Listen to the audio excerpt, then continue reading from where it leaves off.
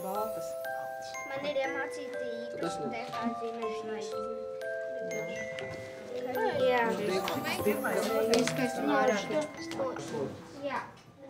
Dārgie Latvijas iedzīvotāji, labvakar jūs mājās! Vecgada vakarā atveram durvis uz mūsu nākotni. Kas tad mūs sagaida? Atrodos vienā no daudzajām Latvijas vietām, ar ko varam patiesi lepoties. Rīgas Tehniskajā universitātē, kurā mūsu studenti, zinātnieki un mācību spēki strādā roku rokā ar Latvijas inovatīvajiem uzņēmumiem.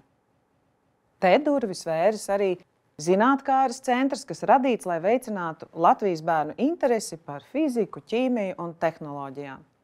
Tas arī mums, vecākiem, atgādina par bērnu izglītības un talantu izkopšanas nozīmi ikdienā. Plaukstošā valstī vislabāk saglabāsim pašu svarīgāko – mūsu latviešu valodu un kultūru. Lai mums būtu veiksmīga nākotne, attīstīsim mūsu cilvēku potenciālu, un tam atslēgas vārds ir izglītība. Tikai zinātne un mācīšanās mums ļaus pilnvērtīgi konkurēt Eiropas Savienības un pasaules līmenī. Valsts nākotne sākas ar bērniem. Diskusijās par pedagogu darba samaksu un skolu izvietojumu mēdz pazust pats galvenais – mūsu bērni. Skola ir līdzeklis, lai bērni iegūtu labu izglītību un prasmes, ko likt lietā savas nākotnes labā. Ieguldījumi bērnos ir vislabākā investīcija. Latvijas iedzīvotāji, šonakt katrā mājā godināsim arī Ukrainas varoņus. Ukraiņu tauta cīnās arī par mums. Latvija ir brīva, ar abām kājām nostiprinājusies rietumu pasaulē. Mums ir spēcīgi sabiedrotie.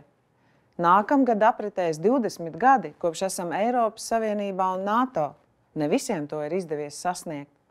Valsts svētku nedēļā, Ādažu militārajā bāzē, es satikos ar Latvijas valsts aizsardzības dienesta pirmā iesaukuma puišiem, drosmīgiem, pašapzinīgiem, ar Latviju sirdī un darbos. Tas deva jaunu enerģijas lādiņu un vēl vairāk stiprināja ticību mūsu tautas spēkam.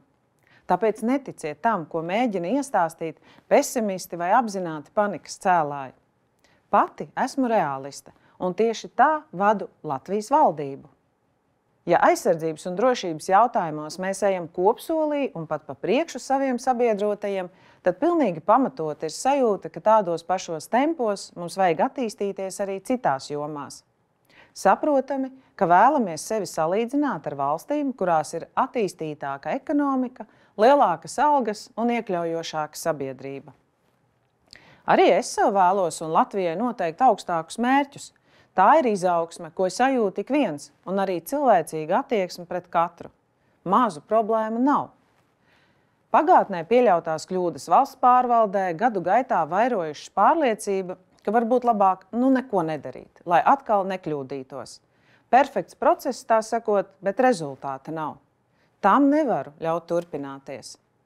Lieliem valsts attīstībai svarīgiem ekonomikas un drošības projektiem vēlos noteikt skaidru valdības virsvadību. Tas ir nepieciešams, lai celtu mūsu Latvijas konkurētspēju. Tikko apritēja valdības 100 dienas.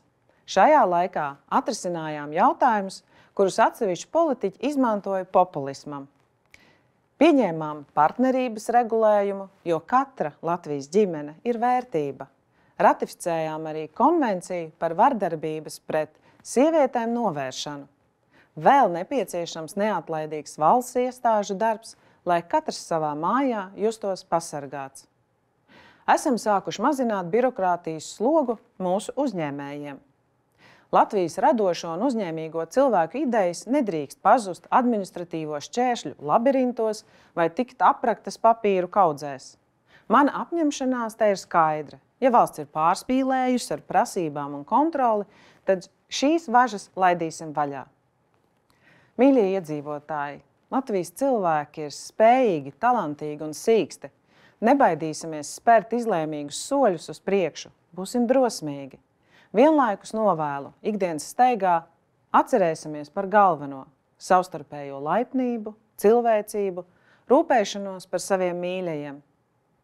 Iepriecināsim darba kolēģus, pasakot viņiem kādu labu vārdu vai paldies. Piezvanīsim bijušajiem skolas biedriem, lai apvaicātos, kā klājas.